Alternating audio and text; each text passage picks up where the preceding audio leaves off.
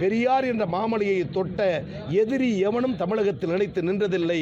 அவன் காற்றோடு காற்றாக பறந்து போவான். என்றைக்கும் நின்று வெல்லுகிற கோட்டை இது திராவிட கோட்டை. பெரியார் மண், அண்ணா மண், கலைஞர் மண். இது ஈரோடு கிழக்கு தேர்தல் நிரூபிக்கும். ஈரோடு பை எலெக்ஷன்ல நாம் தமிழர் கட்சி ஒருங்கிணைப்பாளர் சீமான் என்ன சொல்லியிருக்காருன்னா, உங்க பெரியார்ட்ட வெங்காயம் இருக்கு, என்கிட்ட வெடிகுண்டு இருக்கு, நான் நீங்க வெங்காயத்தை விசுங்க, நான் வெடிகுண்டை விசுன்னு சொல்றேன். அதை எப்படி சார் நீங்க பாக்குறீங்க? அரசியல் களத்தில் தளம் பதித்து கொள்கை ரீதியாக நடக்க இயலாதவர்கள், போலி வேஷதாரிகள், நேற்று ஒரு பேச்சு இன்று ஒரு பேச்சு என்று பேசி தான் இருக்கிற இடத்தை தடம்பதித்து காட்டுகிற பைத்தியகரமான அரசியல் பேர்வழிகள் தான் இது போன்ற நாடகங்களை ஆடுகிறார்கள். நான் திராவிடன், இது திராவிட பூமி, பெரியார் என்ற மனிதர் இல்லை என்றால் நான் மனிதன் இல்லை என்று பேசிய சீமானும் உண்டு.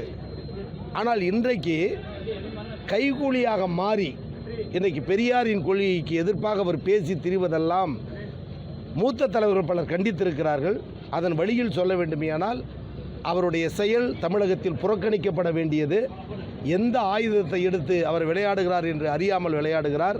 தந்தை பெரியார் என்பவர் பெரிய எரிமலை, ஒரு பூகம்பம். இந்த தமிழகத்தினுடைய வளர்ச்சிக்கு அடித்தளமிட்டு உருவாக்கி தந்த பெருமை தந்தை பெரியார்.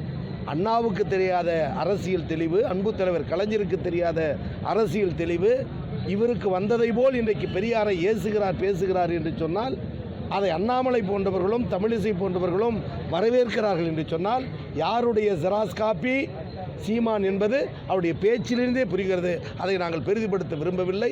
தமிழக முதலமைச்சர் மேடைகளில் பேசும்போது கூட அந்த கட்சியின் பெயரையோ அவருடைய பெயரையோ பயன்படுத்தாத நிலையில் இந்த எளியவனிடத்தில் இந்த கேள்வி கேட்ட காரணத்தால் தொன்னன் என்ற நிலையில் இந்த பதிலை சொல்லியிருக்கிறேன். எனவே அவருடைய கருத்து தமிழகத்தில் புறக்கணிக்கக்கூடியது. திராவிட முன்னேற்ற கழகம் அதை ஒரு பொருட்டாக நினைக்கவில்லை.